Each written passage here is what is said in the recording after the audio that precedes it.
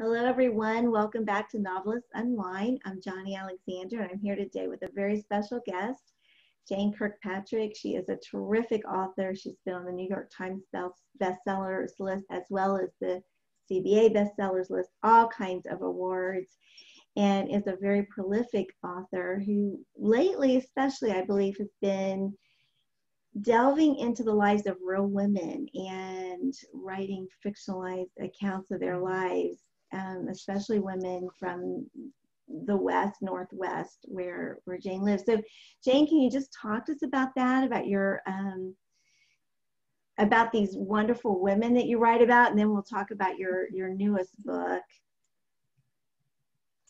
Well, I always wanted to, I got into writing fiction about real women because I really wanted to write biographies.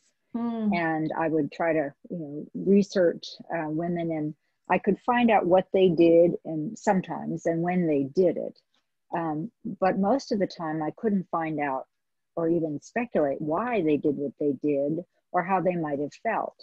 And it was also a lot easier to get information about their husbands, their brothers, their fathers, or their sons, because historically it was the men who were interviewed for newspapers, or they would have these, communities would have these premium books that would be put together where you could pay and then you could have an interview, and it was kind of like a promotional about, what a wonderful businessman you were, or so on. And sometimes women would get mentioned in those, but, as a wife, or a daughter or something, but rarely was the woman the subject of that, of those fat books. You can find them in state historical society libraries, and they had different names, but that was, what got me started actually, was I would read about these, a mention of a woman, and then I'd try to find out about her, and I couldn't.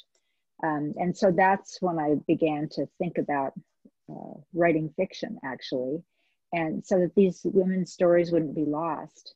Virginia Woolf, I came across a quote by Virginia Woolf one time, and she said that women's history must be invented, both uncovered and made up. And I have sort of attached that because these are just fascinating women to me. And a lot of them were just ordinary women, people who would have thought of themselves as being ordinary, like most of us. And yet they had extraordinary stories. And so I just didn't want them to be lost. Often I get to interview descendants, which I really love, and to hear the family stories and then try to incorporate those into what I think the character is unveiling to me as I uncover and make up. So that's how I got into it. Yeah, I love that. I love that Virginia Woolf quote too. That's very profound and true. So yes, for it's, especially historical women, and I like to write about the 1850s to 1870s, sometimes in there. I've chosen some women in the early 1900s too, but at least 100 years passed.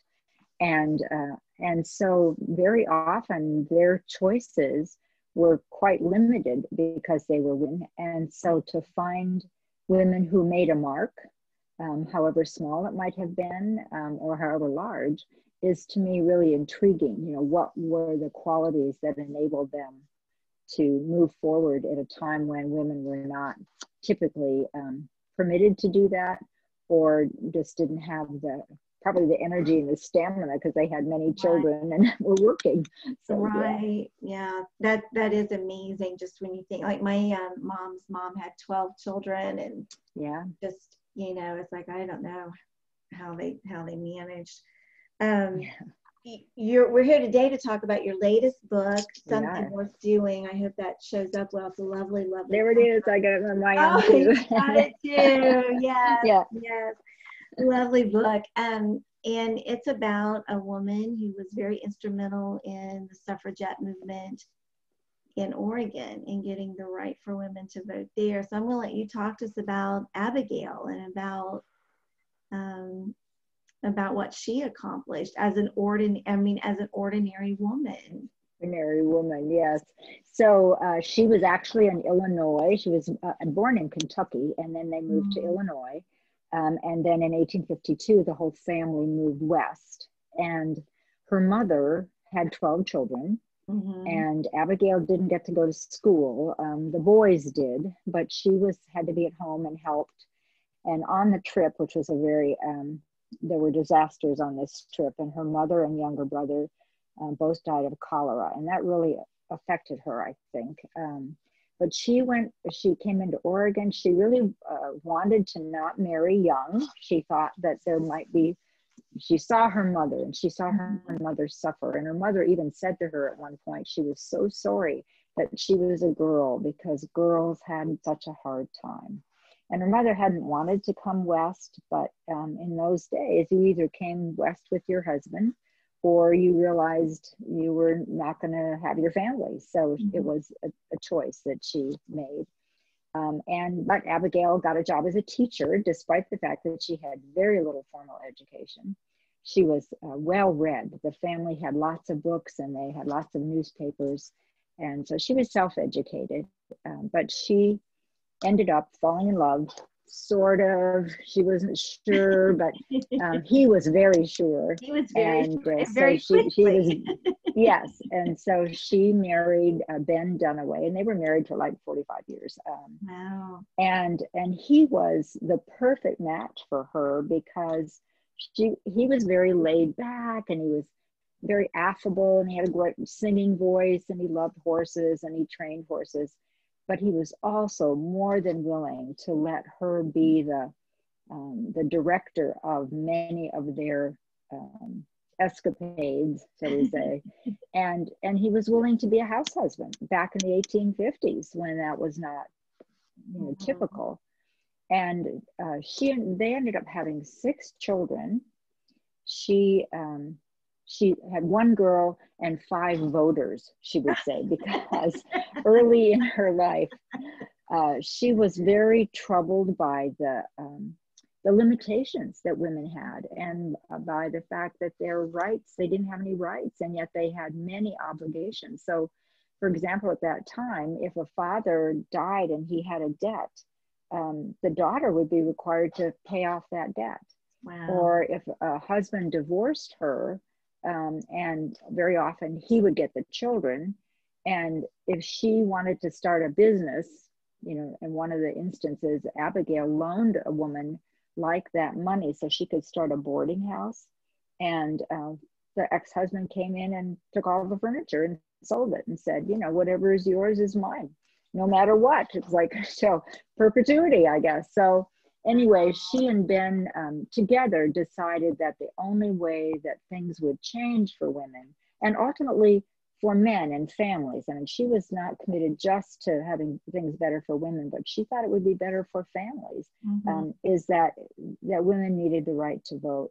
So she began that effort in the early 1850s and continued that effort until Oregon got the vote in 1912, which was before the national, but it was after many other states already had gotten the vote. She ran a newspaper for 17 years, which was highly unusual for a woman anywhere, let alone even today, to be the head of a newspaper. Yeah. And it was primarily focused on women's rights. And that had some interesting consequences because her younger brother, Harvey, who was well educated, he was the first graduate of Pacific University in Oregon, self-made man. He was the editor of the Oregonian, and it was a competitive newspaper, and he was opposed to women's suffrage. So if you can imagine this, Wow. the family dinners must have been very interesting during that time. Yeah. It is so interesting because I know that the kids were kind of parceled out at one time. Her brothers and sisters were, yes. Yes, the younger ones were, but you think that Abigail and her brother would have pretty much had similar upbringings, but yet then they went these totally different directions despite. Yes, they had similar opportunities to some extent, except for education, and that proved to be, as we all know, that is one of the most critical things. And even in, people who work in other countries, developing countries, educating the women is perceived to be one of the best things that can be done to lift families out of poverty. So, and she saw that back in early 1800s. Yeah, yeah. What do you think it is? I mean, you've written about so many different women. Do you see a common quality or characteristic? Because, you know, Abigail was amongst women who all kind of could see what was going on.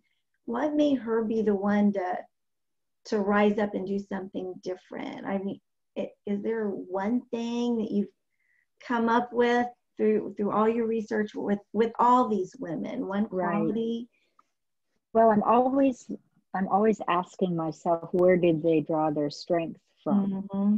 And for a great many of them, I see a pattern of they were people who were seekers. You know, they felt purposeful. They found a purpose early in their life that they felt mattered. Often they saw it as a calling, a faith calling, mm-hmm. but they were purposeful.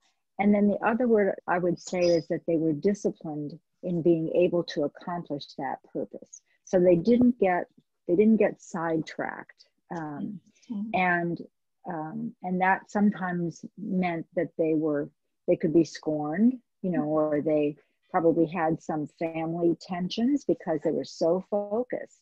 And then they didn't always respond to maybe family issues the way one might, or they had, for Abigail, I described her as having an intemperate tongue because she would snap back at people if she felt that she was being criticized or that she was being charged with inadequacy, mm-hmm. that she somehow wasn't capable enough because she was a woman.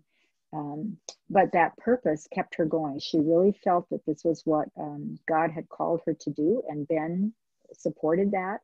I think it would have been much more difficult if she had had a spouse who didn't support that, mm-hmm. Or who got in the way of that.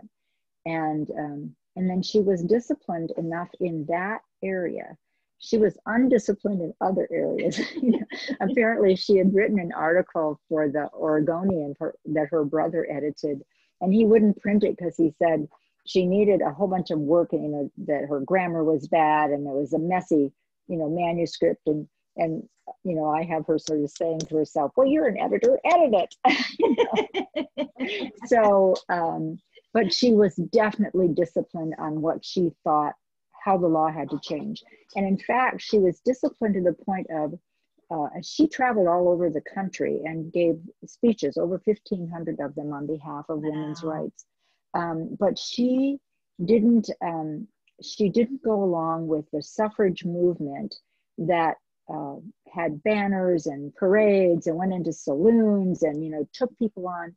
She had an approach that was very disciplined, and she called it the still hunt. And it was quietly going to meet with legislators, meeting with men and women together, meeting to talk about what their fears were about women getting the vote, to listen to what their struggles were. And that was the part that was very disciplined. And nationally, there were people in the National Women's Suffrage Association, for example, who really felt that she got in the way of effort in Oregon because she wouldn't let go of that approach. Mm-hmm. And later in life, when she was older and she had gotten sicker, then people did do more banner raising, and but she never changed her attitude that you don't get anywhere by being in people's faces and making demands and protesting in that regard. You get somewhere by listening and interacting and being with people and trying to understand what their concerns were. Oh, wow. Yeah. That's very interesting. I think I read, and I may be wrong about this, did you visit her farm or her homestead? Well, yes, it's actually, you can drive by and see where it is. Yeah. You know, you get the donation land claim, you know, efforts and so on. And I heard from a reader the other day who said that she and her husband got married in Abigail's house in Lafayette, Oregon, like, Oh, wow. 40 years ago or something. So I thought that was really sweet, that there was, apparently it's enough of a, it's not really a museum, but it's people were able to get that Yeah. available. So that's where they got married. So I thought that was really sweet. Yeah. Oh, that's cute. That's cute. And there are parks named for her, and I found out about her because in Oregon, the state capital, they have 126 names of prominent people who affected Oregon's history, and there are 6 that are women, and one of them was Abigail Scott Duniway. So she became, she is known by many in the Northwest, but not necessarily remembered nationally or beyond. Yeah, she was a new name for me, so it's really interesting to read her story. I think I read too that you have written now 2 stories about those 6 women. Is that right? Yeah, actually this is the 3rd one. The 3rd one, okay. I've covered 3, so I'll have to take a look at the other 3. Actually, one of them was one of the first doctors, and her name was Bethina Owens Adair. And she is a friend of Abigail, so she's in this book actually. Oh, wow. As just a peripheral friend of hers. But when Bethina Owens Adair had to leave Oregon and go back to Pennsylvania to get her medical degree, and Abigail took care of her son during that time. So they were very connected. So that, I think these prominent women interacted intriguingly. Yeah. Oh my goodness. One more little thing I want to talk about real quick was her column, The Farmer's Wife, which I just thought was so cute. And she wrote it anonymously for quite a while. I guess then people did start figuring out who she was. But were you able, I guess you were able to read some of those columns? Yes, actually you can get some online, as well as her newspaper is online. It was called The New Northwest. And she wrote it in kind of a, not really a 3rd person, but she'd say it was a we. She'd say, we have started this newspaper on behalf of women's writing.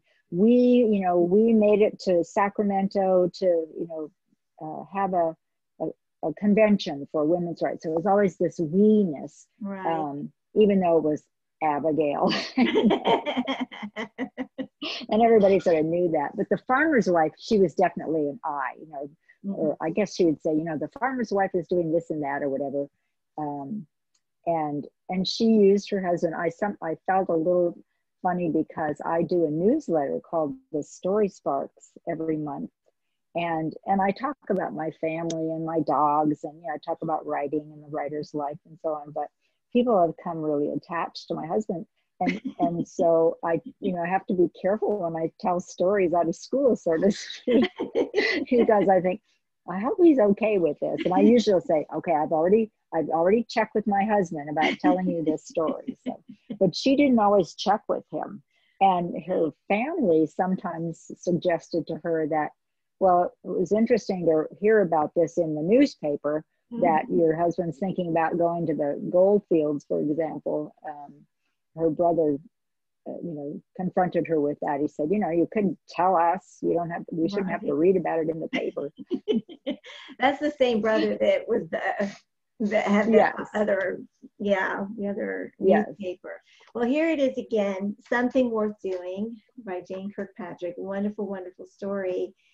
Jane, I'm so glad to have you here. One last question. When you're all done with the novel and the manuscript and you type the end, what do you do to unwind? What do I do to unwind? I usually take the dog for a walk.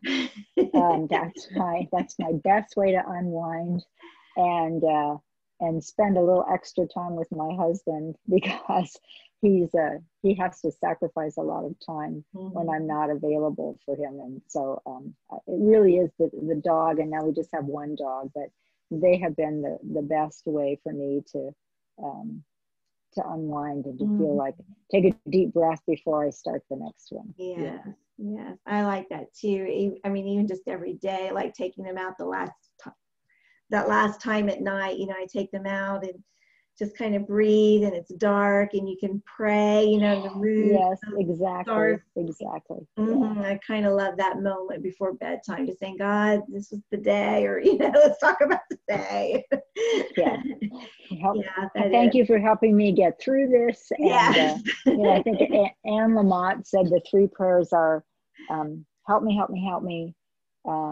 Thank you, thank you, thank you. And wow. So, I like those. Yeah. I like that. Yes. Once again, something worth doing. Jane Kirkpatrick, wonderful story. Thank you so much for being my guest today. My pleasure, Johnnie. Oh, thank you. Bye, everybody. We'll see you next time on Novelists Unwind.